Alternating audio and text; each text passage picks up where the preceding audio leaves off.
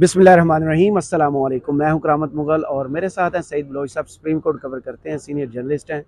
Saeed Bloch साहब, इस video में हम बात करने जा रहे हैं 3 अहम मौज़ूआत की। पहला तो ये कि काजी साहब ने 5,000 जुर्माना किया और मांगी हैं रसीदें। रसीदें मांगने का सिलसिला बहुत पुराना है और किसी पार्टी की छेड़ भी है रसीदों की। उसके बाद अगर इस कौम की आप इमदाद करेंगे ना मुश्किल वक्त में, तो फिर नायब आपको बुलाएगा। खान साहब के साथ यही हुआ कि उन्होंने टेलीथन ट्रांसमिशन की सलाब में सलाब जदगान की मदद के लिए, और नैब उनके पीछे है अब इस केस में भी। और तीसरा, हाई कोर्ट में बड़ी मज़े की आज समाअत हुई है। सादिक संजरानी साहब के भाई का केस था। हैं तो वो माइनिंग डिपार्टमेंट बलूचिस्तान के, उनको घर इधर अलाट किया गया है। ग्रेड उनका बनता नहीं है, एज उनकी कम है और 22वें ग्रेड के बराबर अफसर के बराबर उनको घर अलाट किया गया, और वो भी 2046 तक। इस मुल्क में हो क्या रहा है? अदालतों ने क्या अब काम शुरू कर दिया है? जो काजी साहब ने आज एक वकील को अदालत का वक्त ज़ाया करने पर 5,000 रुपये जुर्माना किया। बहुत शुक्रिया करामत मुगल साहब। देखें, आज जो काजी साहब ने एक वकील को 5,000 रुपये जुर्माना किया, ये कोई नई बात नहीं है। नई बात इसलिए नहीं है कि सुप्रीम कोर्ट के अंदर या जो मुख्तलिफ अदालतें, हाई कोर्ट हो, लोअर कोर्ट्स हो, वहाँ पर जब वकला की जानिब से केस तैयार ना हो या वो केस को किसी तरीके से लटकाने की कोशिश करें, अल्तवा लेने की कोशिश करें बिला वजह से, बिला ज़रूरत, तो फिर उसके ऊपर बाज़ औक़ात अदालतों की जानिब से इस तरह की कार्रवाई की जाती है। तो हमने माजी में भी देखा है कि सुप्रीम कोर्ट के अंदर वकीलों को 50-50 हज़ार रुपये जुर्माना भी हुआ है। बाज़ औक़ात वकील ऐसे भी करते हैं कि वो अपना जो मौकिल होता है उसकी बजाय वो मुखालफिन के साथ भी मिल जाते हैं, उधर से भी पैसे पकड़ लेते हैं, केस जानबूझ के हार जाते हैं। इसी तरह का एक केस जो है वो मेरे ख्याल में सन 2019 या 20 की बात है। सुप्रीम कोर्ट में चीफ जस्टिस, मौजूदा चीफ जस्टिस जो है उस वक्त शायद वो 5वें नंबर पे थे। कमरा अदालत नंबर 5 की ये समाअत है। तो हरीपुर की एक फैमिली थी, तो उनके वकील जो थे ना वो मुखालिफ के साथ मिल गए। केस उन्होंने जानबूझ के अपनी ही जो जिस तरीके से वो दलाइल दे रहे थे वो अपने मौकिल के खिलाफ जा रहे थे। तो उस वक्त काजी साहब ने उसको 50,000 रुपये जुर्माना किया, साथ ही वो दरख्वास्त जो है वो डिसमिस कर दी।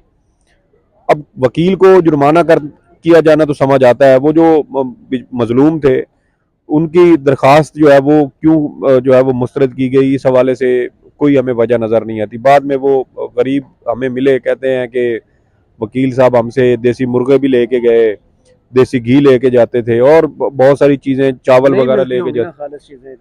सर, ना मिलती हो तो वकील खरीद के खाए ना, गरीबों को लूट के तो ना खाएं। फीस भी तो उन्होंने लेनी है, तो फीस ले ली ना, बकौल उनके उनके उन्होंने वकील को ये सारी चीज़ें मिला के, देसी घी और ये बकरे, ये मुर्गे देसी और ये सारे, कोई 5 से 5.5 लाख रुपए वकील साहब ने वसूल किए थे।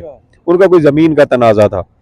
तो ये चीज़ें चलती रहती हैं। वकीलों की जानिब से बाज़ औक़ात इस तरह नालायकी का मुज़ाहरा किया जाता है, जिसकी वजह से अदालतें उनको जुर्माने करती हैं, और जब एक बार जुर्माना हो जाए, चीज़ें रिपोर्टेड हो जाए, तो फिर वो वकील की वो जो प्रोफाइल होती है उसके ऊपर एक ऐसा दाग लगता है कि या तो फिर वो सारी ज़िंदगी के लिए सुधर जाता है। निज़ाम में तो ज़्यादा वकील ही उसको किया जाता है, जैसे सुप्रीम कोर्ट की बात जज किए जाते हैं। आप पुरानी इस्तेलाह नहीं, मैं तो नहीं कह सकता ना। पुरानी इस्तेलाह ना, जो केस को लंबा खींचे, जिसके पास ताखीरी हरफे हों, वो सबसे अच्छा वकील समझा जाता है। सर, समझा जाता है, लेकिन यहाँ पे सुप्रीम कोर्ट में है, आप सुप्रीम कोर्ट के अंदर ये एपलेट कोर्ट है, ट्रायल कोर्ट नहीं है जहाँ पे आप बहुत ज़्यादा उसको करें। दूसरा ये है कि वो जो रसीदों वाली आपने बात की, तो मेरे ख्याल में अगर वो बिल्कुल ठीक आपने कहा कि अगर वकील साहब से वो रसीदें मांग रहे हैं कि आपने जुर्माना जमा करवा दिया, तो फिर वो दीगर लोगों से भी रसीदें मांगनी चाहिए जो आज तक रसीदें नहीं दे सके, जिन्होंने लंदन में फ्लैट्स बना लिए लेकिन उनकी रसीदें नहीं है। लेकिन यहाँ पे एक और भी रोल है। अब काजी साहब जो चीफ जस्टिस हैं वो खुद भी रसीदें नहीं दे सके थे जब उनके खिलाफ रेफरेंस चल रहा था। वो केस तो खत्म हुआ। सर, केस खत्म हुआ था, उसके हकायक से आप मुंह नहीं मोड़ सकते, वो एक अलग कहानी है।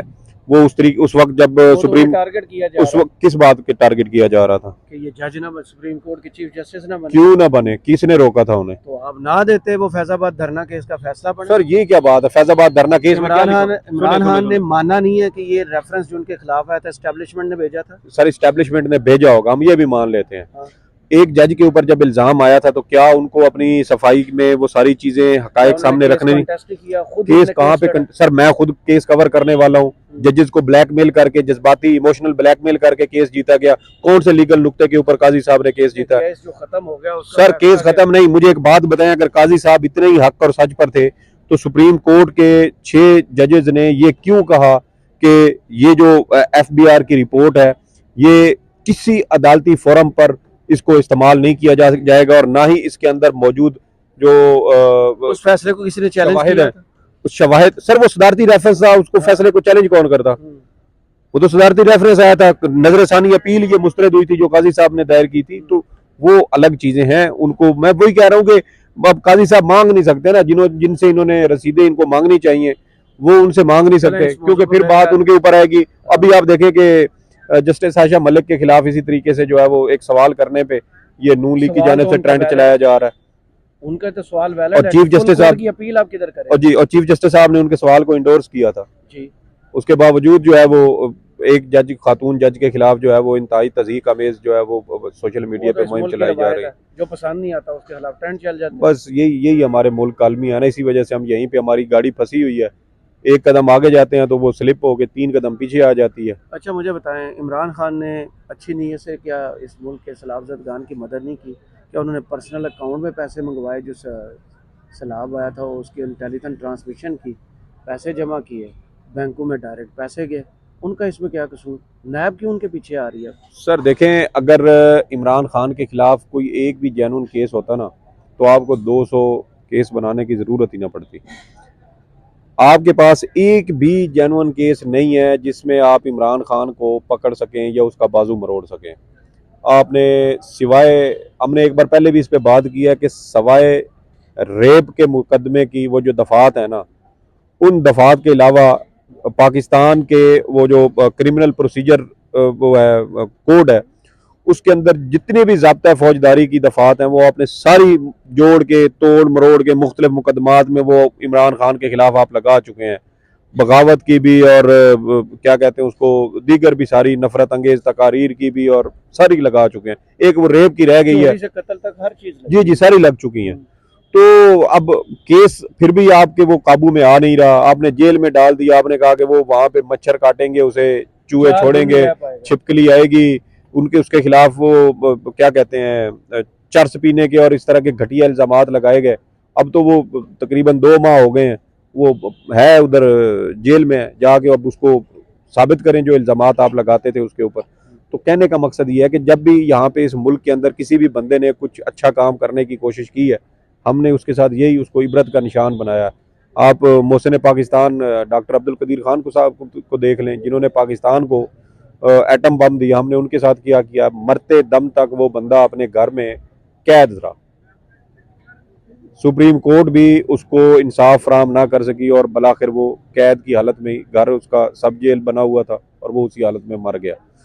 तो इमरान खान ने पिछले साल जब अगस्त में सैलाब आया पाकिस्तान के अंदर और ख़ास तौर पे सिंध में, तो इसने तकरीबन 5 अरब रुपए की, उस वक्त जो टेलीथॉन हुई, कोई 5 अरब रुपए के फंड्स जमा होने का दावा किया गया कि 5 अरब रुपए के फंड्स लोगों ने कहा है कि हम देंगे।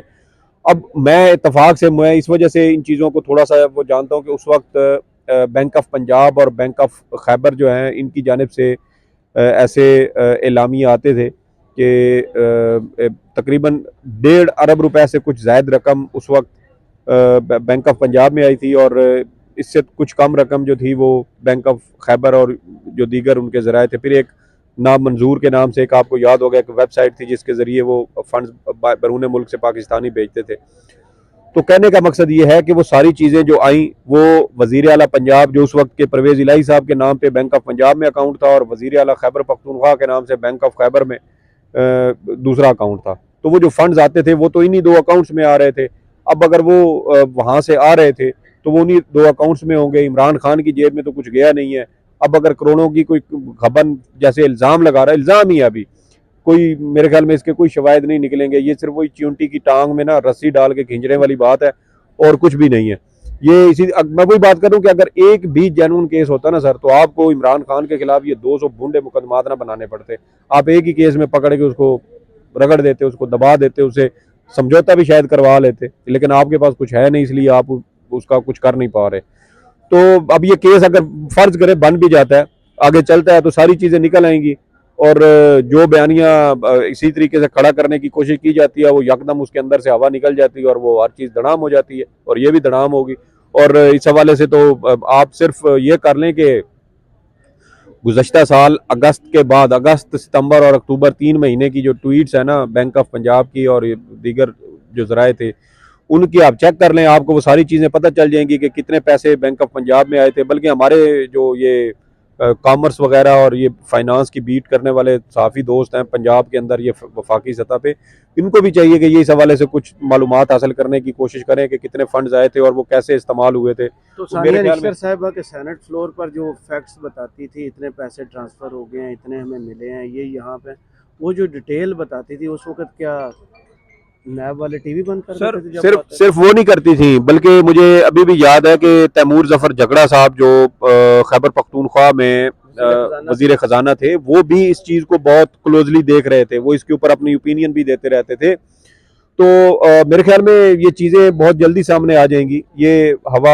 आपको पता है ना, हम वो पहले भी कहते थे कि कोई बयानिया नहीं बनना, एक हवा भरी जाती है गुब्बारे के अंदर और फिर वो गुब्बारा यकदम फट जाता है और बयानिया ठुस। अब तक पिछले साल अप्रैल से लेके अब तक यही सिलसिला चल रहा है, और आगे भी मुझे इसके अंदर कोई बड़ी पेशरफ्त होती नज़र नहीं आ रही। चलें, वीडियो थोड़ी तवील होगी, अब बाबर सत्तार साहब वाली बात रह गई है, वो भी काफ़ी इंटरेस्टिंग केस है। सईद बलोच साहब, बहुत शुक्रिया आपके वक्त का। कमेंट्स बॉक्स में ज़रूर बताइएगा ये वीडियो आपको कैसी लगी। इजाज़त दीजिए, अल्लाह हाफ़िज़।